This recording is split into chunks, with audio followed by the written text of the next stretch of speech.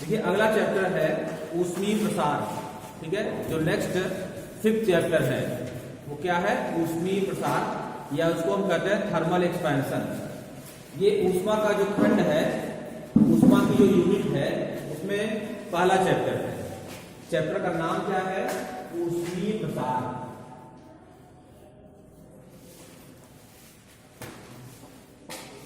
ऊष्मीय प्रसार, या इसको हम कहेंगे थर्मल एक्सपेंशन।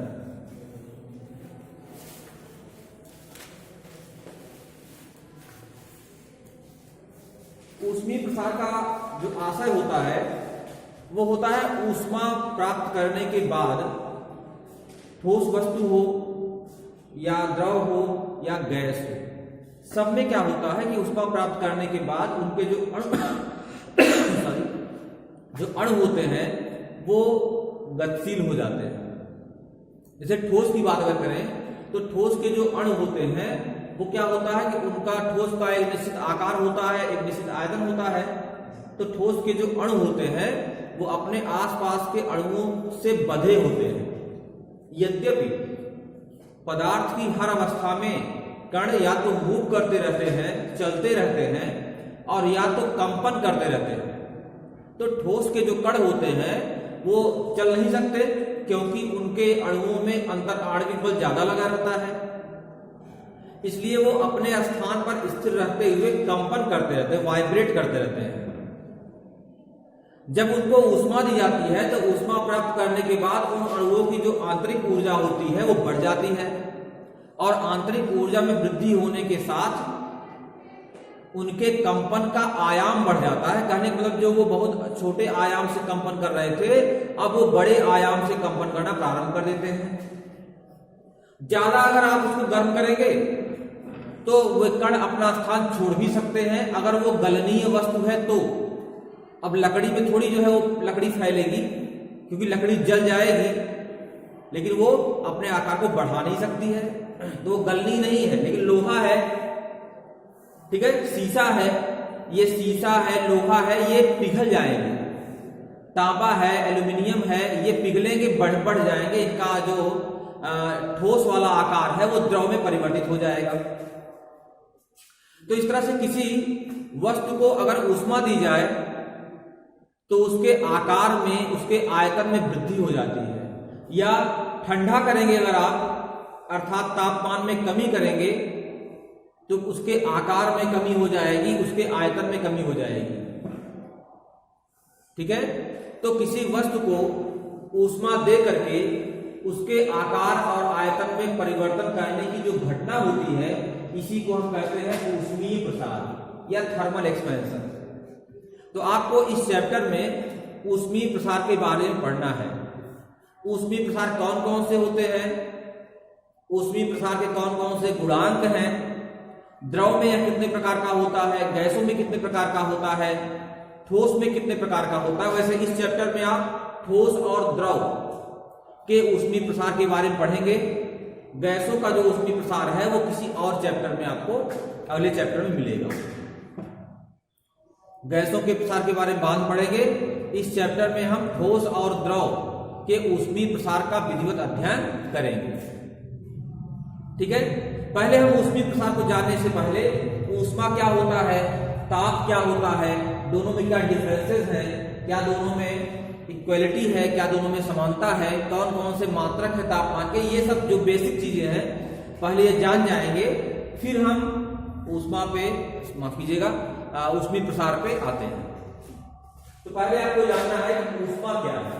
ऊष्मा, हीट।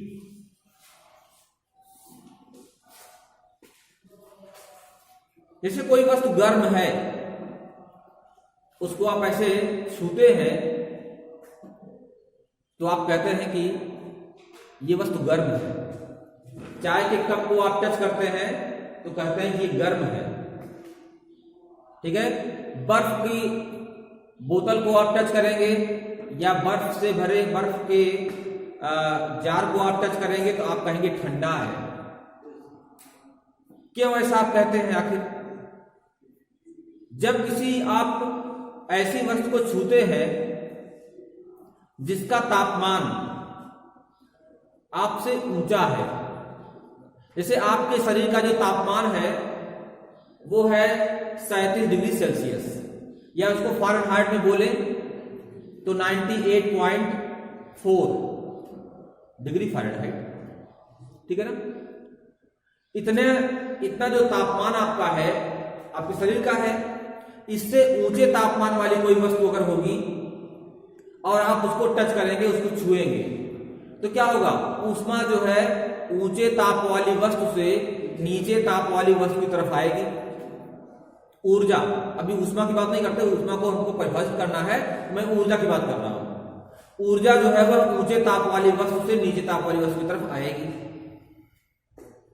किसी ठंडी वस्तु को हम छुएंगे जिसका तापमान हमारे शरीर के तापमान से कम है, हमारे शरीर का तापमान है 37 डिग्री सेल्सियस, और हम 30 डिग्री सेल्सियस तापमान वाली कोई वस्तु को या 20 डिग्री सेल्सियस तापमान वाली कोई वस्तु है उसको हम टच करते हैं, उसको छूते हैं, तो फिर ऊष्मा हमारे शरीर से ऊर्जा शरीर से निकल करके वो दूसरे वस्तु में जाती है।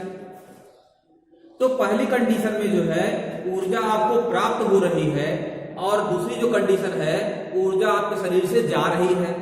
ठंडी वस्तु को छुएंगे तो ऊर्जा निकल करके जाएगी, गर्म वस्तु को छुएंगे तो ऊर्जा आपको प्राप्त हो जाएगी। ये ऊर्जा का जो ट्रांसफर हो रहा है, ऊर्जा आप ले रहे हैं या ऊर्जा दे रहे हैं, ये क्यों हो रहा है? यह इसलिए हो रहा है क्योंकि आप और जिस वस्तु को आप टच कर रहे हैं उस वस्तु के बीच ताप में अंतर है। अगर हमारा तापमान जो है 37 डिग्री सेल्सियस है, आपका तापमान भी 37 डिग्री सेल्सियस है, मैं आपको टच करूं या आप हमको टच करें तो ना आप हमको गर्म लगेंगे, आपका शरीर ना हमको गर्म लगेगा ना ठंडा लगेगा।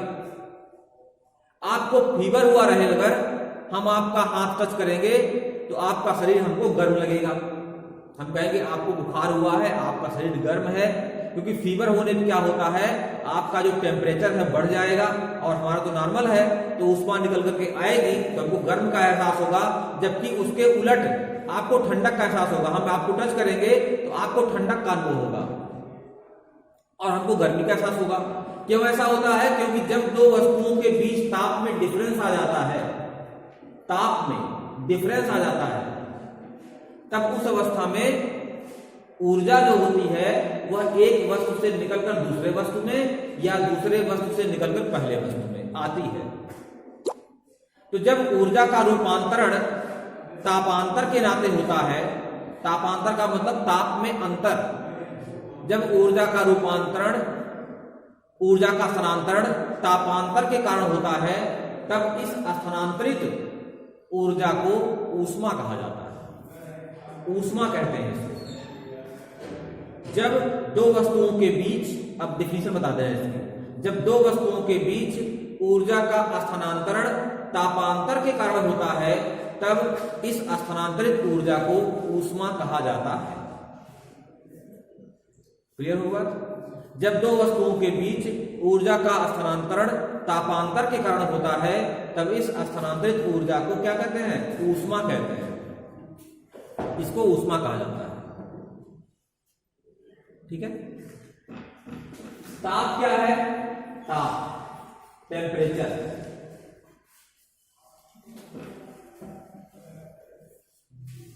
ताप से हमको यह जानकारी होती है, ताप क्या है? ताप एक भौतिक राशि है। ताप एक भौतिक राशि है जिससे हमको यह ज्ञात होता है कि कोई अमुक वस्तु, कोई भी वस्तु अपने आसपास की वस्तुओं के सापेक्ष तापीय साम्य में है अथवा नहीं। ठीक है ना?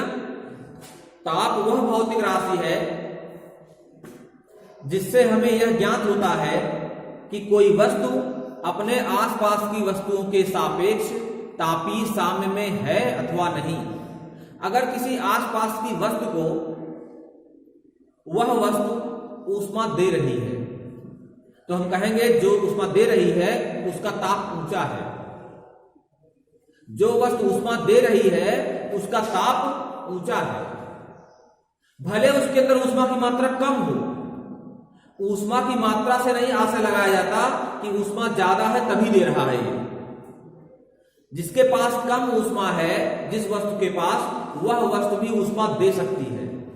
जिस वस्तु के पास ज्यादा ऊष्मा है वह वस्तु ऊष्मा ले सकती है, बशर्ते जो वस्तु ऊष्मा देने वाली है उसका ताप ऊंचा हो। एग्जाम्पल आप जरा समझिए। तालाब का जल है, पूरे तालाब का जल है, पूरे तालाब के जल में ऊष्मा की पर्याप्त मात्रा अंदर विद्यमान है। अगर हम एक लोहे का छोटा सा टुकड़ा गर्म करके या तांबे का छोटा सा टुकड़ा गर्म करके डाल दें, कहां पर डाल दें? तालाब के भीतर, तालाब में डाल दें, ठीक है। तो उस छोटे टुकड़े को आपने 2 मिनट गर्म किया तो कितनी ऊष्मा ले लेगा? कम ऊष्मा प्राप्त करेगा। और तालाब के पानी में बहुत ज्यादा ऊष्मा विद्यमान है। उसके बावजूद जब वह लोहे वाली वस्तु जो है या लोहे वाला टुकड़ा जो है जब तालाब में जाएगा तो ऊष्मा देना शुरू कर देगा। क्यों? क्योंकि उसका ताप ऊंचा है। आपने गर्म कर दिया तो टेम्परेचर उसका ऊंचा हो गया, थोड़ी ही ऊष्मा प्राप्त करने पर। जैसे जल की मात्रा थोड़ी अगर है, जल्दी गर्म हो जाएगा, उसका ताप जल्दी बढ़ जाएगा। और ज्यादा पानी आप ले लोगे तो काफी देर तक गर्म करोगे, तब उसका ताप ऊंचा होगा। तो जिस प्रकार से तांबे के टुकड़े या लोहे के टुकड़े में कम ऊष्मा रहती है लेकिन ताप ऊंचा हो जाता है और तालाब के पानी में डालने के बाद वह ऊष्मा देना शुरू कर देती है, उसी प्रकार से कोई भी वस्तु हो, उसके पास भले ही ऊष्मा की मात्रा कम क्यों न हो, लेकिन यदि उस वस्तु का ताप ऊंचा है तो वह ऊष्मा प्रदान करेगी। इसलिए ताप जो है वह भौतिक राशि है जिससे हमें यह ज्ञात होता है कि कोई वस्तु अन्य वस्तुओं के सापेक्ष तापीय साम्य में है अथवा नहीं। ऊष्मा से हम नहीं बताते हैं कि तापीय साम्य में है अथवा नहीं। अगर दो वस्तुओं के बीच ऊष्मा का आदान प्रदान नहीं हो रहा है तो इसका मतलब ये नहीं कि दोनों में ऊष्मा की मात्रा बराबर है। हो सकता है ऊष्मा की मात्रा एक में कम हो और एक में ज्यादा हो, उसके बावजूद भी ऊष्मा का आदान प्रदान नहीं हो रहा है। इसका मतलब है कि उनका ताप समान है। जब दो वस्तुओं के बीच ताप बराबर होता है, ताप एक समान होता है, तब ऊष्मा का स्थानांतरण नहीं होता है। इसलिए ताप से हमें यह ज्ञात होता है कि वह वस्तु अन्य वस्तुओं के सापेक्ष साम्यावस्था में है अथवा नहीं। अथवा दूसरी परिभाषा इसकी है, ताप जो है वह भौतिक कारक है जो ऊष्मा प्रवाह की दिशा को निर्धारित करता है। ताप वह भौतिक कारक है जो ऊष्मा प्रवाह की दिशा को निर्धारित करता है। इसी से हम यह पता लगाते हैं या इसी से हम यह बता पाते हैं कि ऊष्मा कहां से कहां जाएगी। प्रथम वस्तु से द्वितीय वस्तु में जाएगी या द्वितीय वस्तु से प्रथम वस्तु में आएगी, ये हम पता लगाते हैं। ठीक है, तो ऊष्मा और ताप का समझ गए होंगे आप। ताप जो होता है इसका मापन कैसे करेंगे? जैसे हमने कहा दिया कि इस वस्तु का ताप ऊंचा है, दूसरी वस्तु का ताप नीचा है, ऊष्मा जाएगी। तो ताप कितना ऊंचा है, कितना नीचा है, इसका एक मात्रक होना चाहिए। हम कहें आपके पास पैसा है, उनके पास पैसा है, ज्यादा पैसा एक आदमी के पास है, एक आदमी के पास कम पैसा है, तो आप स्वाभाविक प्रश्न है कितना ज्यादा है या कितना कम है। तो वैसे ताप कितना ऊंचा है कितना नीचा है, क्योंकि ताप में अंतर ज्यादा होगा तो ऊष्मा का प्रवाह तेज गति में होगा। जैसे पानी आप अगर ढाल ज्यादा है छोड़ देंगे तो तेज गति में पानी आएगा, ढाल कम है तो पानी धीमी गति में आएगा। वैसे ही अगर एक वस्तु का ताप बहुत ऊंचा है, दूसरे का बहुत नीचा है, अर्थात ताप में डिफरेंस आ जा रहा है, तब उस अवस्था में ऊष्मा का प्रवाह तीव्र गति में होगा। ऊष्मा जो है वह तीव्र गति में जाएगी। तो ताप के मापन के लिए 3 पैमाने हमारे पास हैं। कहीं कहीं 4 मिलेंगे आपको, लेकिन 3 ही पैमाने हैं, 3 ही आपको याद रखना है। पहले पैमाने को हम कहते हैं सेल्सियस पैमाना।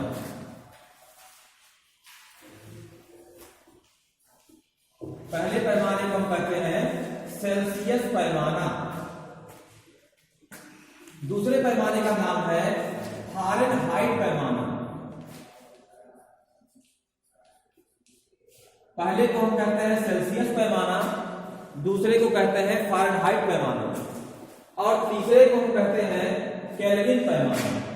केल्विन, पहले को सेल्सियस, दूसरे को फ़ारेनहाइट और तीसरे को केल्विन। इसको डिग्री सेल्सियस ऐसे दिखाते हैं, संकेत इसका है। इसको डिग्री फ़ारेनहाइट दिखाते हैं, इसको केल्विन दिखाते हैं। इसमें डिग्री नहीं लगती है, ध्यान देना है। यहां ध्यान देना है कि यहां पर केवल केल्विन लिखा जाएगा, 5 केल्विन, 10 केल्विन, 100 केल्विन। डिग्री यहां नहीं लगेगा और यहां दोनों डिग्री लगेगा। ठीक है। अब सेल्सियस का जो आविष्कार है वो देखिए, इन सबका जो नाम रखा गया है वो जो इसके आविष्कारक हैं उनके नाम पर ही रखा गया है। इसके आविष्कारक सेल्सियस, वैज्ञानिक सेल्सियस है।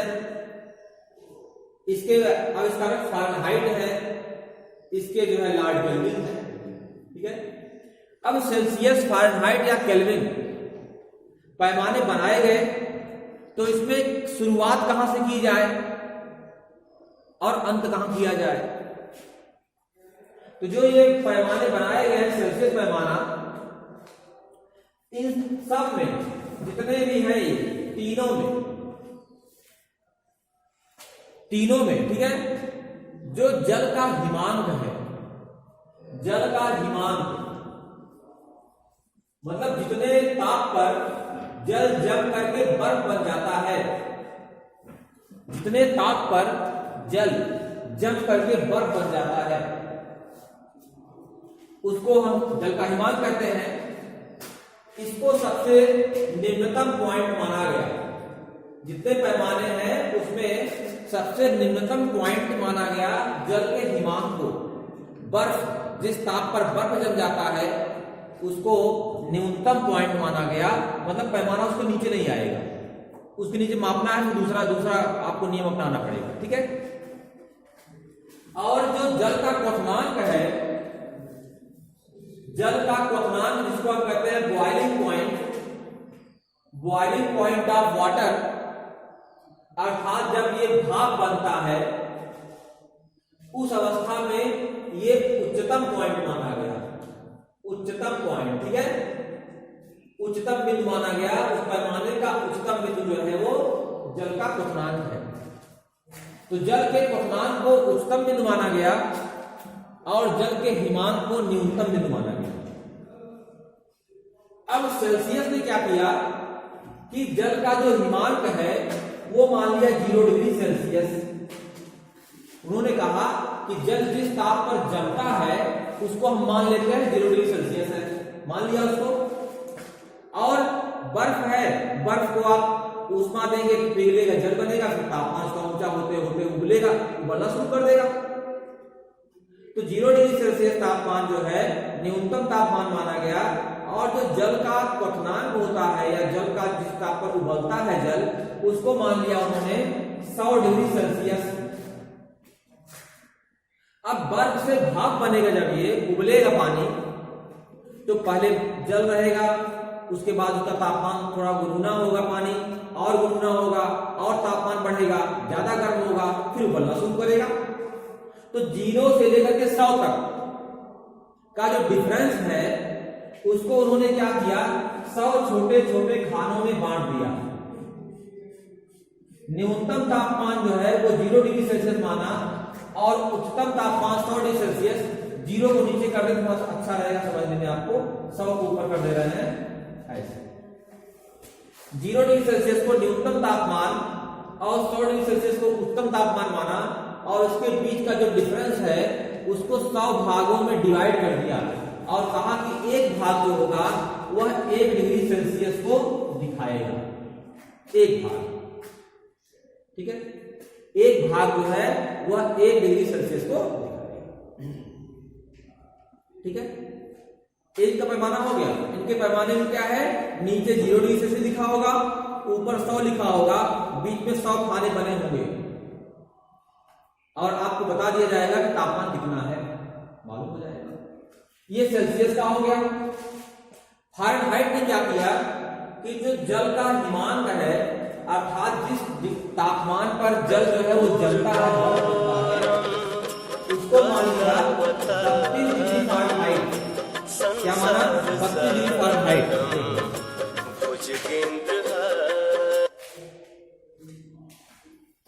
उसको मान लिया 32 डिग्री फ़ारेनहाइट, ठीक है।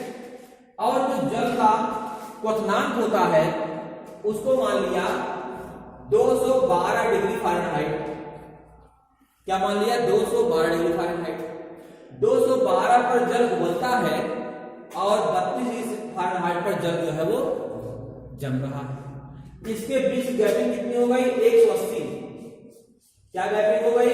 180 गैपिंग कर दिया, 180 खानों बांट दिया, 180 खानों में बांट दिया इसको और कहा कि एक खाना जो है वह 1 डिग्री फ़ारेनहाइट को शो करेगा। 32 से शुरुआत किया और 212 पर जाकर रोका और उसके बीच की गैपिंग को क्या किया उन्होंने, 180 भागों में बांट दिया और कहा कि एक खाना जो है वह 1 डिग्री फ़ारेनहाइट को, ठीक है। अब केल्विन ने क्या किया, नीचे का जो तापमान है, नीचे का तापमान जो केल्विन माना वो 273 केल्विन को उन्होंने मान लिया न्यूनतम तापमान, जबकि जल जो है जम रहा है अर्थात बर्फ बन रहा है। जल यहाँ पर जम रहा है अर्थात बर्फ बन रहा है, इसको मान लिया 0 केल्विन, माफी 273 केल्विन। और जिस ताप पर जल उबलता है उसको मान लिया 373 केल्विन। क्या माना उसको? 373 केल्विन। बीच गैपिंग कितनी हो गई? 100 और 100 भागों में इसको बांट दिया और कहा कि एक भाग जो है 1 केल्विन को शो करेगा, एक भाग 1 केल्विन को शो करेगा। समझ गए? अंतर क्या हो गया? इसकी शुरुआत 0 से हुई थी, इसकी शुरुआत 32 से हुई है, इसकी शुरुआत 273 से हुई है। देखो इसमें और इसमें तो कोई डिफरेंस नहीं है, यहां भी 100 है, यहां भी 100 है। इसकी शुरुआत 273 से हुई है, मतलब ये 273 हमेशा आगे रहेगा।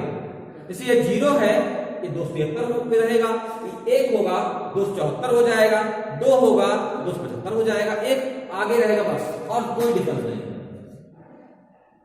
ठीक है। तो इसका मतलब ये हुआ, देखिए अब इसको अगर संबंध निकालना चाहें हम, संबंध अगर आप निकालना चाहें संबंध तो निकाल सकते हैं। देखिए यहां पे सी आप यहां देख रहे हैं, सी आप यहां देख रहे हैं, शुरुआत सेल्सियस की करते हैं पहले हम। यहां पे सी है सेल्सियस में, है ना, सिमिलरिटी ला रहा है। यहां सेल्सियस में सी है, एक खाने का मान क्या होगा? 100 से डिवाइड कर दीजिए, ठीक है। यहां सेल्सियस में मान रहेगा और पूरे खाने कितने हैं? 100। यहां पर क्या है?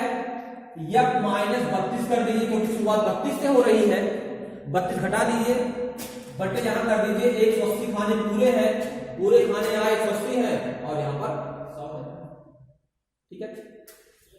बराबर यहां पर क्या है? केल्विन में अब इसकी शुरुआत 273 से हो रही है, तो 273 घटा दीजिए इसमें से, है ना, शुरुआत की बराबर हो गई है। इसको 32 घटा दिया आपने, शुरुआत समझिए 0 से हो रही है, इसमें से कुछ नहीं घटाया, शुरुआत समझिए 0 से हो ही रही है, इसमें से आपने 273 घटा दिया, शुरुआत आपकी 0 से हो रही है, बटे यहां पर क्या खाने हैं? खाने में 100, यहां भी है बीच में, 1500 भी आपका है। अब यहां पर 100 है, यहां 180, यहां पर 100 है, 20 से डिवाइड कर दीजिए सबको, तो C/5 equal to F minus 32/9 equal to K minus 273/5। ये जो है संबंध है और महत्वपूर्ण संबंध है, हो सकता है आपने 9th पढ़ा भी हो इसको। C/5 equal to F minus 32/9 equal to K minus 273/5।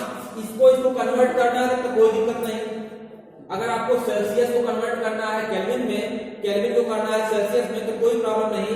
Kelvin में मान जो भी दिया है 380 दिया हुआ है, 274 दिया है, कुछ भी दिया है, उसमें से आप 273 को सब्ट्रैक्ट कर देंगे, घटा देंगे तो सेल्सियस वाला मान मिल जाएगा।